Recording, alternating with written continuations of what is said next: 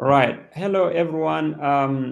Welcome to BioRTC's webinar. We are really excited to be and fortunate to have Dr. Michael Rich presenting from African Bioimaging Consortium. Before going into introducing Mike, I would like to kind of say a little bit about this webinar series. So the general idea is for us to have speakers talk about their work, especially in areas of bioimaging, and we are really keen on having early career researchers giving talk in this webinar series. And in addition to that, we are also kind of going to be having speakers talking about career development opportunities. Like today, you'll be hearing about the African Bioimaging Consortium. Now, going back to today's talk, Mike, and I met a few, probably 1 or 2 years ago, due to our shared interest in imaging. Mike had his bachelor's degree from the University of Cape Town, following which he also had a PhD from the same institution. And then in 2019, he went to Genelia as an advanced microscopy imaging fellow. In Genelia, Mike met Leon. Correct me if I'm wrong, Mike. He met Leon, and then they got talking, and the general idea about the importance of microscopy and how that can shape African science was developed. So, if you have heard about the Imaging Africa program, it's actually because of Mike going to Genelia and meeting Leon, and then the general kind of discussion led into the launch of this African Imaging center that was launched last year. And currently, Mike serves as the director of the Imaging Center of the African Microscopy Initiative. And in addition to that, he is the co-founder of the African Bioimaging Consortium alongside Karen Jacob. And today, Mike will be talking to us about African Bioimaging Consortium and the new fellowship award that would be the awards that will be given by the African Bioimaging Consortium for people to go into other laboratories within Africa to conduct their research. Mike, I know there's a lot of things that I can say about you, but I guess this is an overall summary, and the stage is yours now. That's perfect. Thank you, Mahmoud. I think there's nothing more to say about me. I think you got everything, actually. Well, hello, everyone, and thank you for attending this talk. I also want to thank Mahmoud for hosting this webinar series through BioRTC and for inviting me to talk today. Today, I'm going to be taking you through the African Bioimaging Consortium and basically showing you how this community initiative can benefit you through providing access or linking you to microscopy communities, opportunities involving microscopy, as well as the knowledge around microscopy. And most importantly, I'm also going to talk to you about how you can get involved and be part of this wonderful community and this community-driven initiative. So I'm going to briefly just highlight some of the barriers that African researchers face, particularly in the life sciences. We're all very familiar with them, so I'm not going to spend too much time. But just to set the scene, life science research is expensive. So funding and resources are always going to be limitations that we face. Some places experience that a little bit more differently. Some places are a little bit luckier and have access, but overall, equipment, reagents, everything is very expensive. And a consequence of this is that there is sometimes very limited access to particular kinds of instruments. Now, when we're talking about microscopy tools, this is particularly the case for pretty much the whole continent. If you don't have access to the equipment, you're also going to have limited expertise on the ground to assist you, and very few opportunities for training. So these are all standard barriers that we face, and we're all, as I mentioned, we're all familiar with them. But there are consequences that also, well, consequences of these limitations affect us. Well, they also have different manners in which they affect us. And one is the knowledge silos that can develop. Now, this happens when particular regions or institutes or cities may be quite well funded, and then there seems to be a lot of equipment in one place, which is great. This is fantastic and needs to happen. But unfortunately, this can sometimes leave researchers that are not at these silos, for example, in Cape Town, in Cairo, or in Dakar, for example. Any researchers that are not closely affiliated with these, concentrations of equipment and technique expertise, they can feel isolated. And with the isolation, they lack support and generally are not able to engage with the amazing tools and the expertise that might actually be available to them. So due to the isolation and due to kind of the concentration of find our resources and knowledge in certain places, we get a breakdown of information sharing. So that information doesn't benefit as many people as possible. So there could be expertise in particular kinds of assays or methods or protocols, but that doesn't penetrate further beyond those concentrated areas. And when you have poor information sharing, you inevitably have poor awareness and poor exposure to microscopy. So a very common thing to encounter with researchers throughout the continent is they don't know what is possible with microscopy, which is completely understandable, because if you've never seen it firsthand, you might not appreciate how it can be applied to your research. So these are some of the limitations that many initiatives and endeavors try and overcome. And there's many different priorities, and this is just represented by a few of these on the right-hand side here. BioRTC being a prime example of trying to overcome these limitations in accessibility and sharing of knowledge.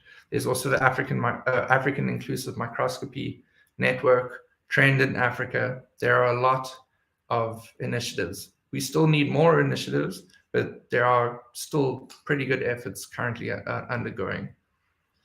And generally speaking, these endeavors ultimately focus on training and exposure, as well as providing access to equipment and resources, which is perfect, which is what we need and what the researchers on the continent appreciate.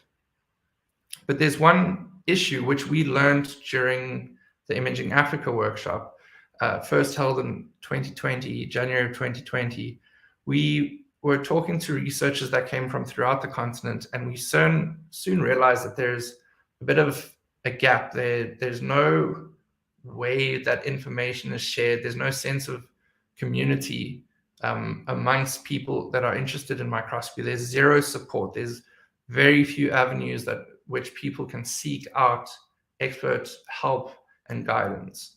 So there's definitely a massive gap in this. We have all of these initiatives that are trying their best to make an impact, but there is a gap. And we at the African Bioimaging Consortium, basically the community of researchers feel that there needs to be some form of community initiative. And this is what the African Bioimaging Consortium is basically representing. The community of researchers that are using microscopy and that want to share resources, share knowledge, share experiences. So briefly, a quick overview of what the ambitions of the African Bioimaging Consortium are. It's to synergize existing efforts and strengthen them and maximize their potential. So we have all of these initiatives on the right-hand side. What ABIC wants to do, for example, is to make that message more broadly accessible, get it out to researchers that may have not heard about this had ABIC not existed. And in doing so, ABIC essentially will try and serve as a central hub to start the development of networks and a broader African research network that is involved in microscopy. And ultimately, this raises the visibility of both the research in Africa as well as the use of microscopy. and provides more opportunities to more people. And another benefit of a community is that it provides a platform at which the individuals and the community as a whole can advocate for themselves and advocate for certain things within those communities, whether that is internal and within Africa or on the global stage, working with other partners and institutions outside of Africa. So I'll quickly highlight a very short introduction of how ABIC started. So I mentioned that it started after the Imaging Africa workshop in 2020. That's when this discussion started about, not having access to instruments, not having access to expertise, not knowing who to approach in order to change this. So that's when the discussion started, and this culminated in a meeting in March of 2021, where we only had 18 researchers from 8 countries. But we came together and we decided that there needs to be some form of community from which we can all work together. And we outlined the key points of what this community initiative should be. And it very clearly needs to be community driven and not driven by any individuals or any single institution. It needs to be open to basically every researcher. So that means any career stage, the ABIC community needs to be, they need to be able to join and contribute and benefit. We also need to maintain and encourage a diversity of expertise and fields, whether that means working in different fields of biological research, but also moving into the data sciences, sample preparation, everything that might relate to microscopy. We need to find a way to integrate those all together and perhaps get separate communities talking together under a larger umbrella that represents bioimaging microscopy.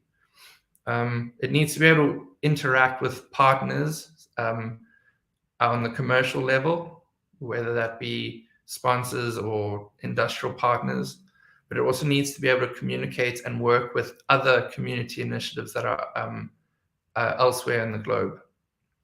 And lastly, it needs to be able to incorporate African researchers that have departed the continent for either a short period of time or a long period of time. They can still contribute to the community. But in essence, we need to create a community that is for African researchers, and that means it has to be done by the researchers in Africa. It has to be done by everyone. Then in December of last year, this is the last time I counted the number of subscribers. We had over 230 researchers had signed up to receive our newsletter, which meant 230 plus individuals were receiving the information that we were sending out by email. And of these 230, we had we have a huge diversity of career stages, where basically the entire each tier of the career trajectory is represented fairly well, as well as a huge diversity in the number of research areas that the community consists of. Now, what do we do in practice? So the first and foremost, we are trying to be an online community hub that will allow newcomers and veteran researchers alike to come to a centralized location to find news and information, to be able to browse potential opportunities in the form of workshops and training and funding applications.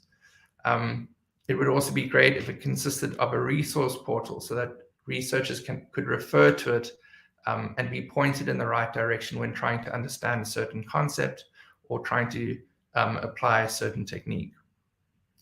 And then lastly, and quite importantly, it also needs to be a community showcase where we can provide a platform to showcase the research that happens in Africa, because it is very good research and it deserves to be seen by many. So I'll quickly say, if you haven't already done this, you can go to the africanbioimaging.org and simply sign up for the mailing list, and that way you'll be informed of our monthly emails, roughly, containing information that might benefit you or related to bioimaging.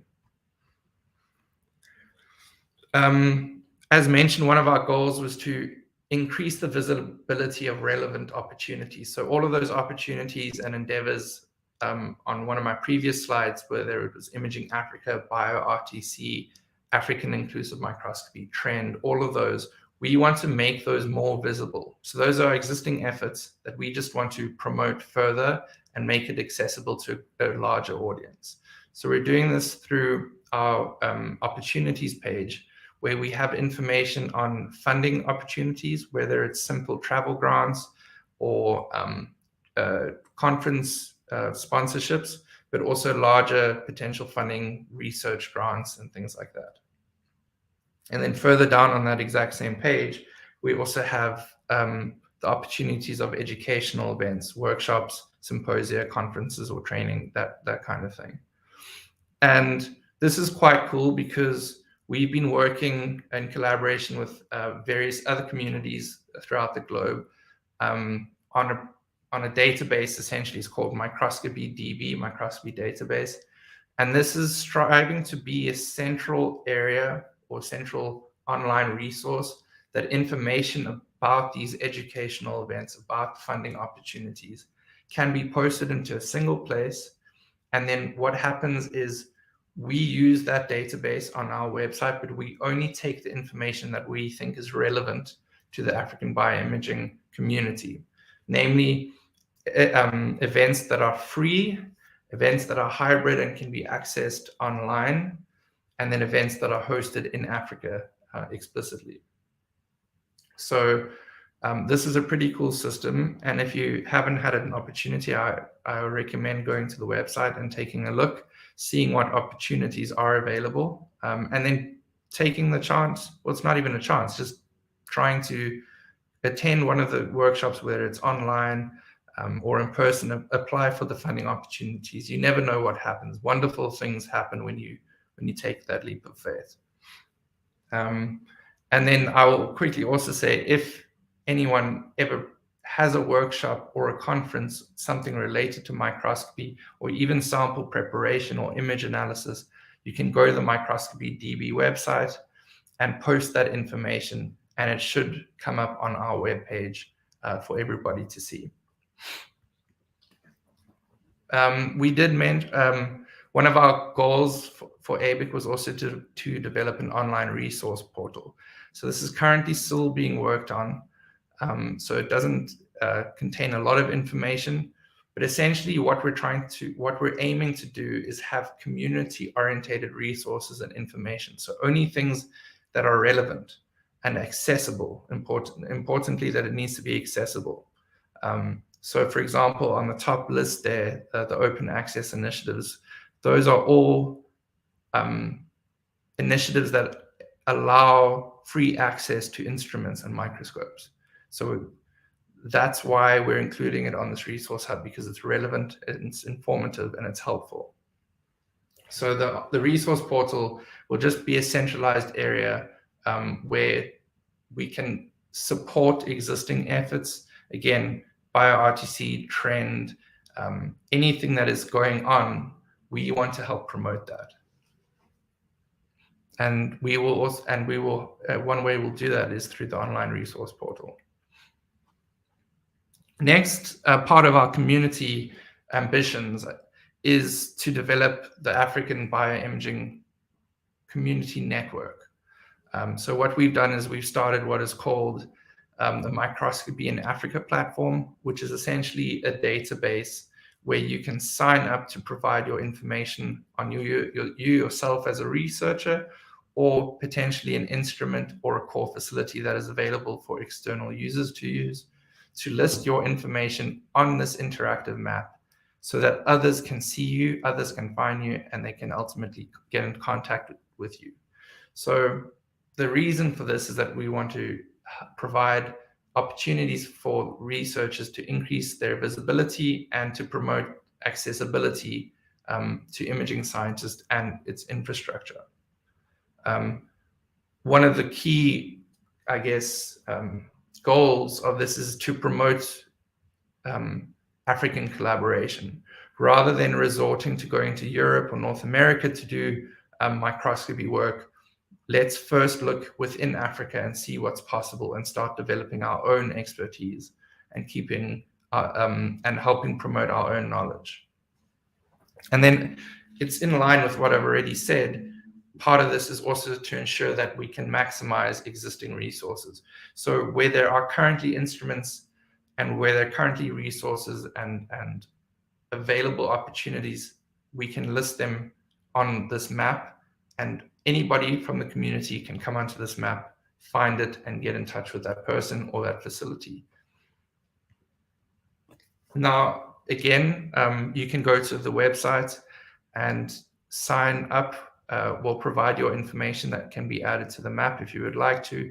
If you know of any microscopes that can be used by an external user, please consider loading it onto the map database for the rest of the community to see. We also have community-led working groups where, as it says, the community is driving group efforts in solving what is believed to be community-wide issues. So currently we have 2 working groups that work on 2 topics. The first being training, education, and awareness. And we have that working group is trying to develop a curriculum to help train the trainers. So what this curriculum consists of is PowerPoint slide presentation, but in addition to that, notes on how to deliver a lecture using the notes. So the ultimate goal here is to promote and increase or allow other researchers to train and further propagate knowledge to their undergraduate students, to their postgraduate students, etc. And then the second working group is revolves around identifying the existing infrastructure in Africa. So this relates to the map database. And what it is a landscaping exercise to try and find as many microscopes as possible that can be used by external researchers, and ultimately find a way to promote core facility culture. If you would like to get involved with either of these 2 community initiatives, you can email me or contact us through the website, and we'll get you in touch with the relevant person.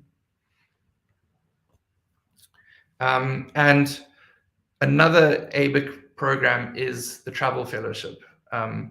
So this is to promote intra-African collaboration and to allow researchers to gain access to equipment by paying or contributing towards the funds for travel and accommodation. But I will be covering this in more depth at near the end of my talk, so I will skip past this for now.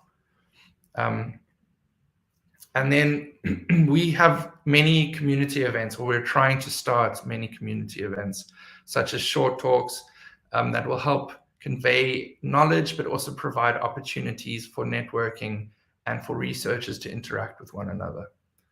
And then last year, we held the first ABIC community meeting in Cape Town in October.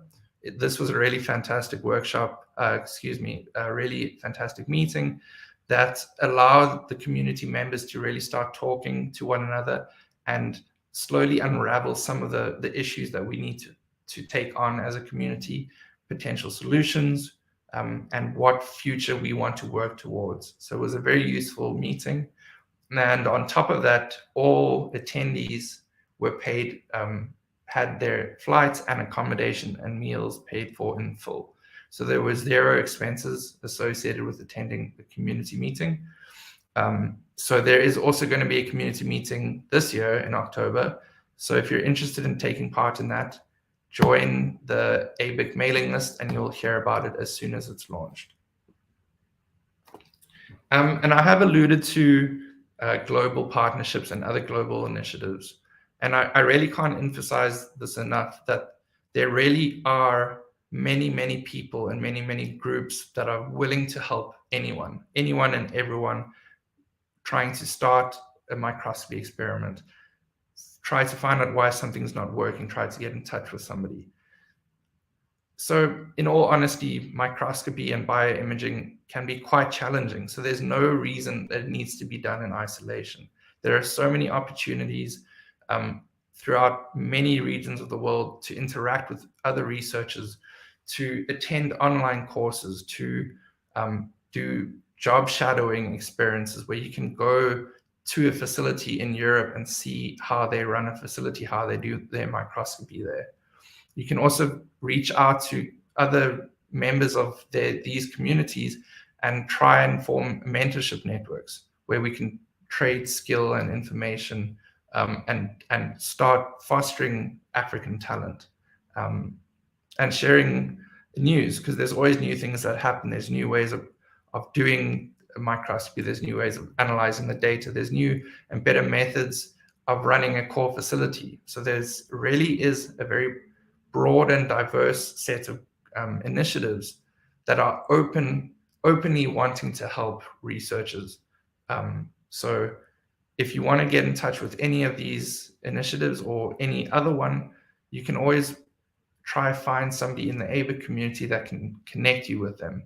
And that's one of the benefits of having a community, is that the African Bioimaging Consortium network talks with the other networks and relationships form, and that's when great opportunities can really happen. Now, I'm really asking you to get involved, be a part of the community. There's much that you can do. There's much you can benefit from. So again, if you haven't signed up for the newsletter, do that and at least learn of potential opportunities that get announced. If you want to be more involved, join an existing working group.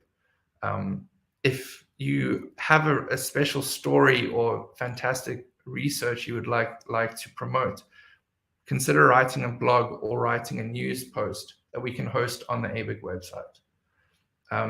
If you haven't done this already, again, as I mentioned before, it would be great if you could add any details to the map database. So any microscope that can support somebody externally using it or coming to your facility to use it, please list it on the map. It's the best way that we can promote existing resources on the continent. And then also be a part of the community and join the community meeting, join the discussions that we have, and help form the network that is slowly changing things the way that we believe they need to be changed as a community. And if you're really ambitious and you feel really passionate about something, consider starting something new. There might be other people throughout the network that feel the same way you do about a particular issue. Voice that concern and potentially start working groups, find solutions towards solving these issues. Really, there's many ways you can be a part of the community, and it's all up to you. Because at the end of the day, the African Bioimaging Consortium is simply just a community. There's no one individual that runs it. There's no one individual that determines what happens and what doesn't happen. So if you can make it happen, find other people that can potentially join you to make it easier and more successful. So I'm reaching the end of my talk for now, and I want to spend a little bit more time on the ABIC Swift Travel Awards. So these are recently announced. I think we announced them a couple of weeks ago. These are mobility awards that support African researchers traveling to another location in Africa to perform microscopy research. So this is a relatively new concept, and it consists of up to $2,500 US that can contribute towards air travel and accommodation, and it will allow you to travel to any lab in Africa or any facility in Africa for up to 2 weeks to perform microscopy-related work. And we currently have 2 separate programs under this Swift Award umbrella, the first being the Pilot Work Awards. And this is essentially providing travel to incentivize researchers to attempt microscopy for the very first time, to take that leap of faith, put your sample under a microscope and see what you can see. You never know what you will see, and you never know how that might change your research. The second category of awards is for collaboration, collaborative works. And this will support travel once again for existing or newly formed collaborations. So if there's a formal research collaboration, you can apply for the funding to go and travel to your collaborator if they have the instrument that you need to use, or if they have a particular resource that you need to use as part of your research with them. So who can apply for these travel awards? I'm going to put this pretty simply first. It's you. It's basically anyone that is watching this video right now. If you're from Africa and you're a PhD student, a postdoc, a lab tech, or a lab head, and you're working at an African research institute or university and doing research that is not for profit, you're eligible to apply for these awards. So I encourage you, because that should be most people that are watching this talk now. Take a chance, apply. You never know what can happen if you apply for things. And I'll give you a few tips on the application process. So you'll need to go to the ABIC website and navigate towards the Swift Awards, where you'll see the online application form. This will require you to complete that with information about yourself and your project. And it will also require a project proposal of 2 pages, which isn't a lot, that captures the scientific rationale of your experiment and motivates why you need to travel. And this is simply an indication that maybe you need to travel to another city or another country to gain access to a fluorescent microscope for the first time. This is what this award is specifically for. So the motivation doesn't have to be scientific. The motivation can be purely based on accessibility. And then the last component that you'll have to include are letters of support. One will need to come from your home institute, indicating that they support you traveling to do this work, and a second letter of support from your host lab that indicates that they are going to work with you, or at least train you to use the microscope while you're there. So if you're interested in doing this, applying for this award, I really suggest the first place to start is the MAP database on the website. You can go onto it and you can find researchers or find microscopes that are listed on the database and get in touch with the person responsible for it and inquire about taking part in this Swift Pilot Work Travel Award. You will need to design your pilot experiment, so it's a good suggestion to talk to somebody in that lab so that they can help guide you. But if you're still struggling and you don't have the background knowledge, reach out to the ABIC network and see if anyone will be able to help you design your experiment, even if it's just a pilot experiment. And then simply submit your application online. The review process will be roughly 2 months before you know who will be granted the award. And the travel is indicated to happen between July 2023 and March 2024.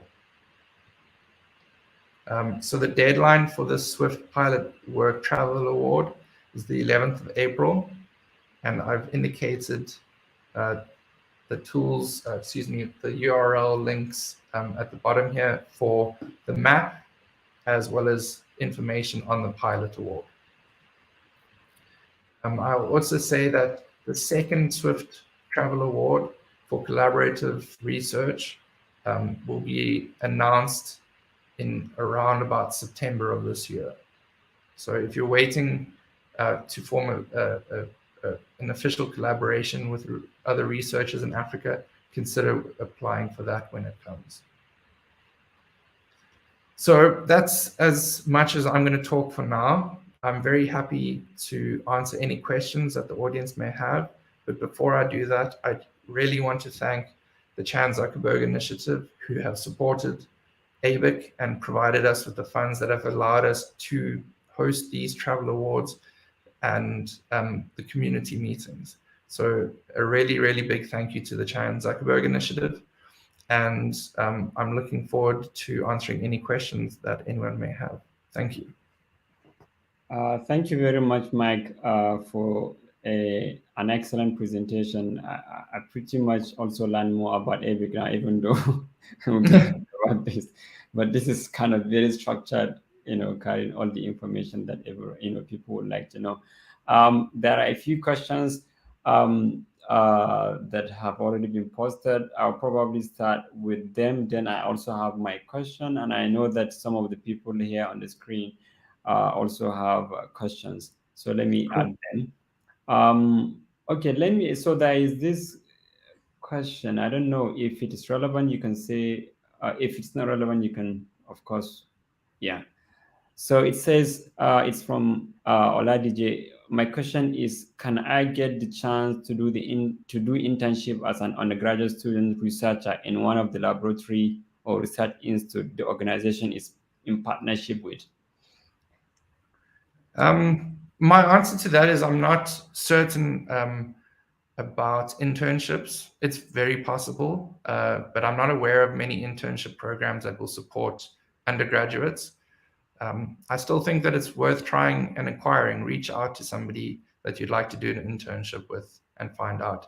The worst thing they can do is they can say no, and it is what it is. The best thing that can happen is that they can say yes, and then you might be able to have an internship, which would be great.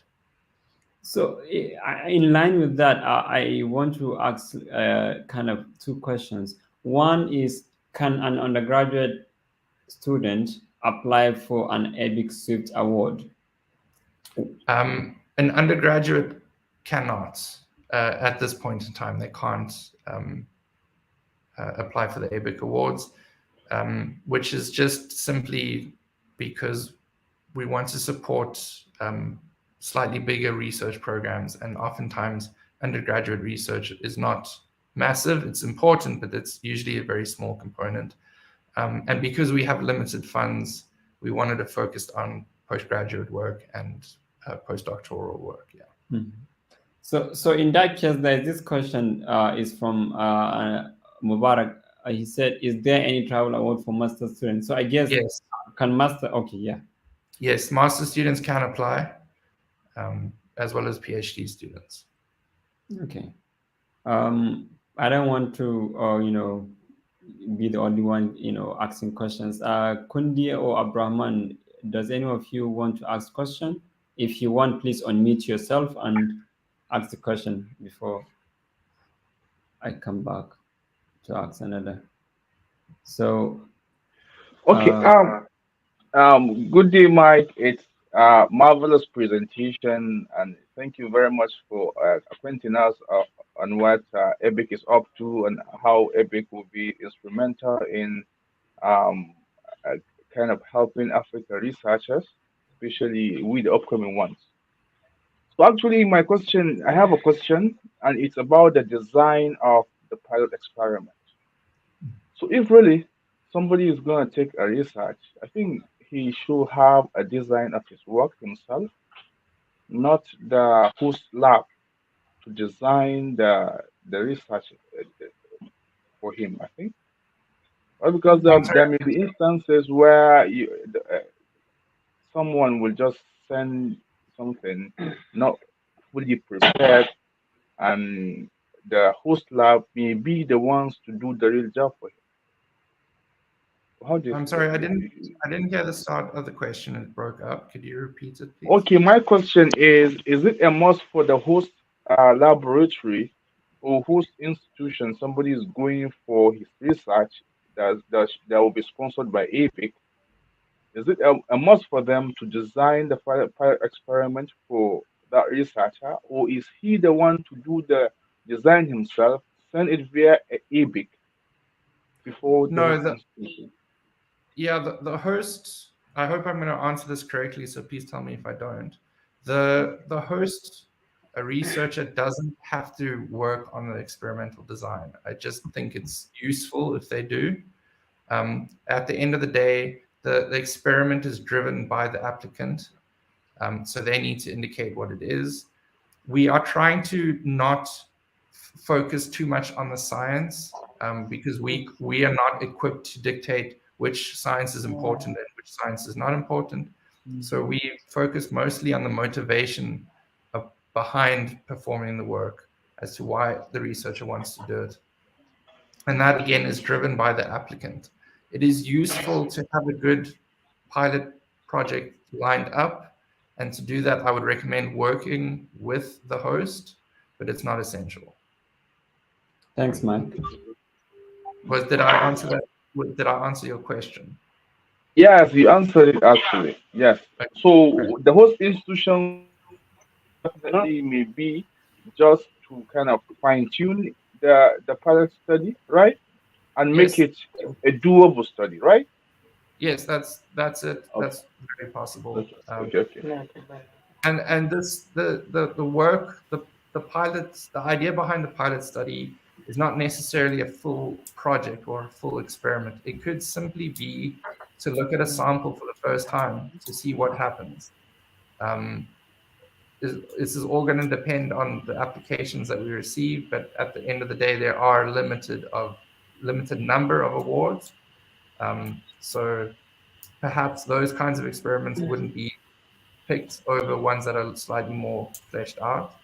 But again, the main priority with this award is to get researchers and provide researchers the opportunity to look at their samples for the first time, because I know so many researchers that have never seen their sample, and things can change completely when they look at it and they realize that certain phenomena is happening, certain mechanisms are happening.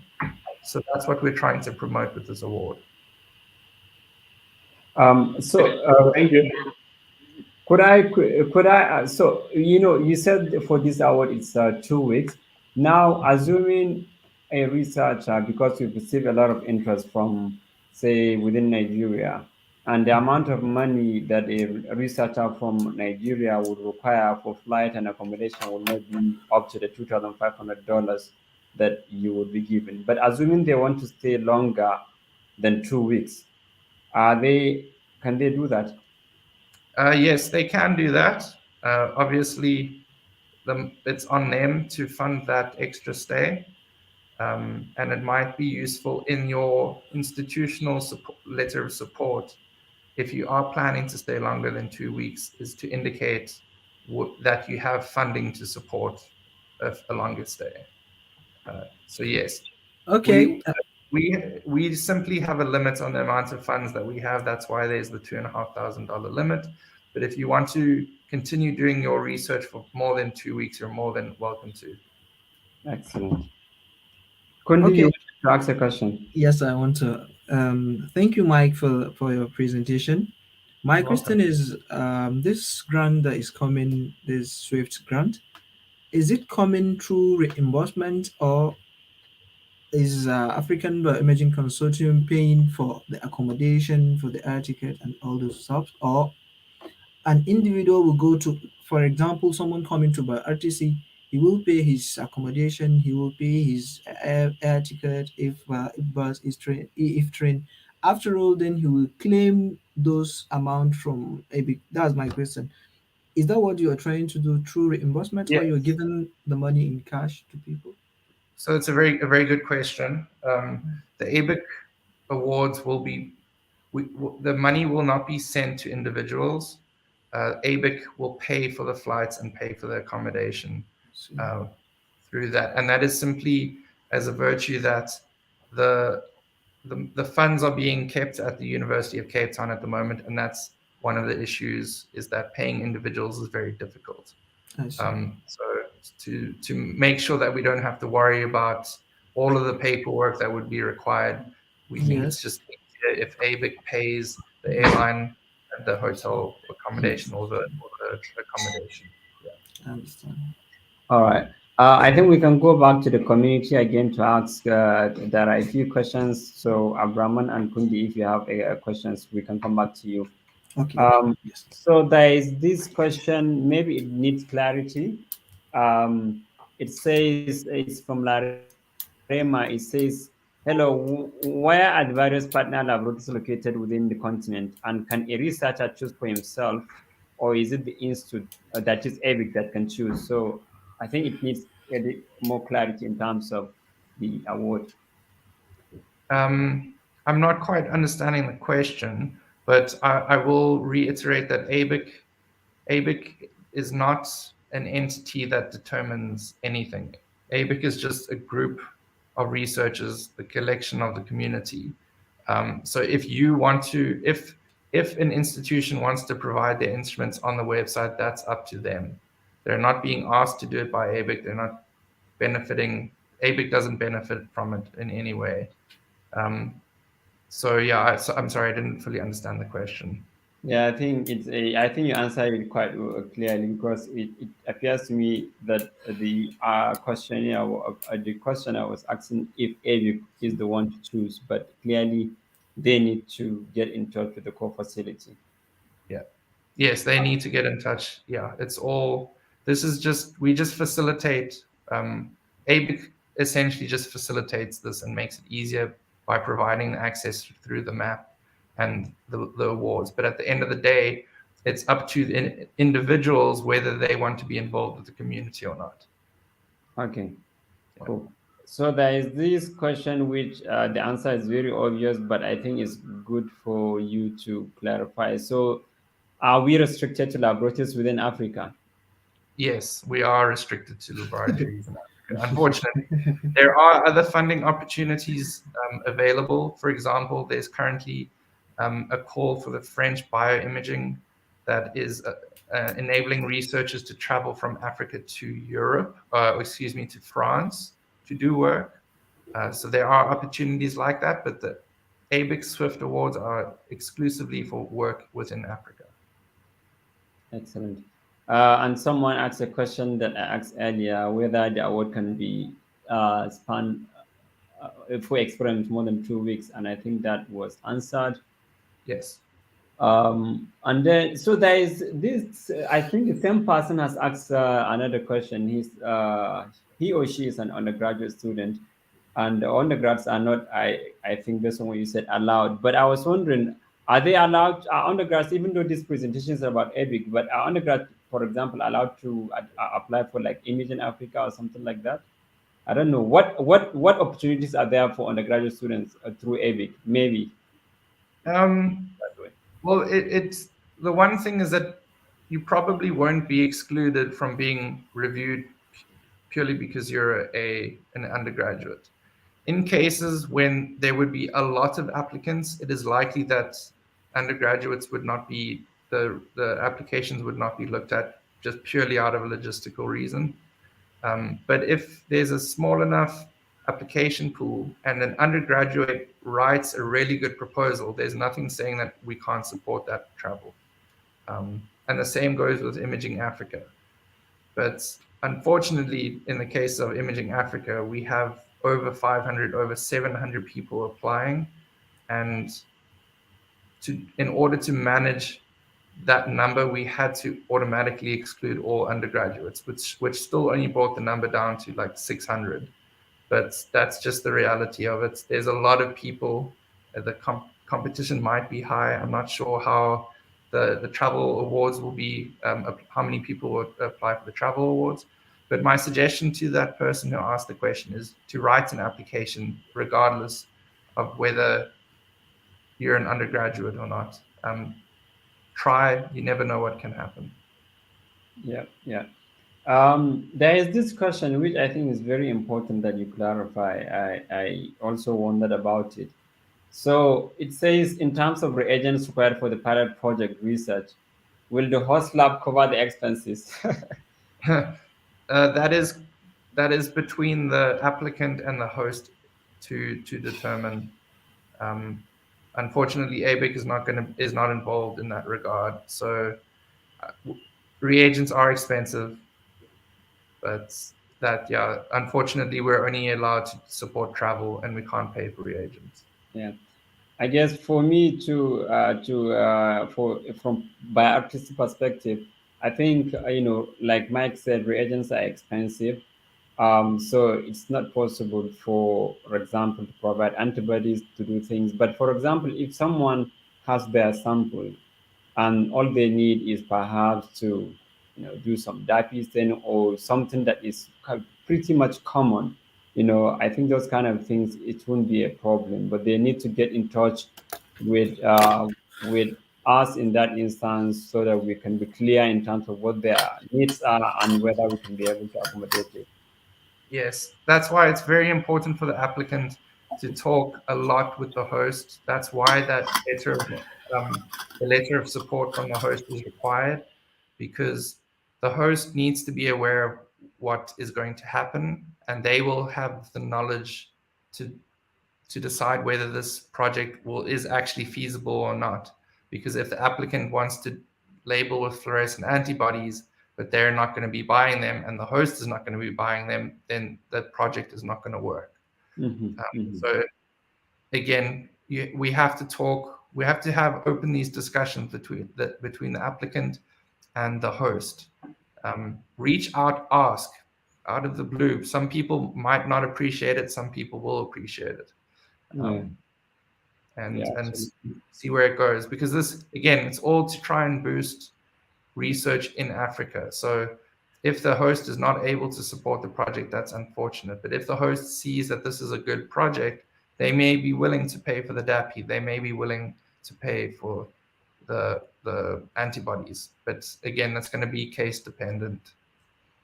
Yeah, I think being very open. This is exactly a comment that someone sent, that there should be a clear and detailed communication between the applicant and the host. And I do agree. Yes, they need to be clear in terms of what they want to do, what they will bring. Are there any associated charges, when joining the host institution or host facility? And if there are, what is the charge? I think that those kind of conversations should be had quite early on, to avoid problems for the applicant or for ABIC paying for the expenses, and then at the end of the day, the money being wasted.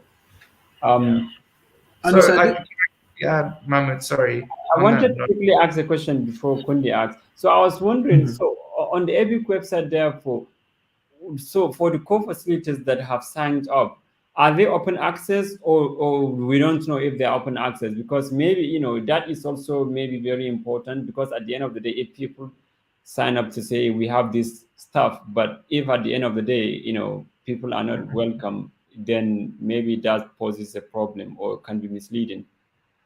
That's true. So on the ABIC map database application, whether it's an open facility or not, you would have to contact the person and find out. My kind of thinking is that if somebody is not willing to have other people come and use their microscope, then they shouldn't put it on the map database. So if it's on the map database, I think you can consider that person is open for external people to work with. It may involve usage fees. Usage fees are generally in the region of about $30 US, depending on the microscope. That's an estimate. So yeah, unfortunately, the unfortunate thing is that usage fees are a necessity for the core facility. It would be great if all core facilities were open and free, but unless there's the appropriate funding for it, that's probably not going to be realistic. So I think applicants should expect that user fees will need to be paid. Yeah, absolutely. And I think it makes sense for the user also. I mean, having a conversation is good, but oftentimes, if the applicant has some funds, they could then get a discount in terms of how much they would need to pay, to support them. I know that we have only 4.5 minutes or 5 minutes left, and there is probably 1 or 2 questions. Kundi, do you want to ask your question? Then we can quickly ask the one from the community before we close. Oh yes. So sorry, mine was a suggestion, sir. In regards to this conversation between the host and the individual, I guess it should be done prior to the release of the support letter. Before giving them the support letter, I think this discussion needs to be done because after all, after releasing the letter, they got the support letter, they will apply, and at the tail end, ABIC will now put them in a short list that we are giving this set of people a SWIFT grant.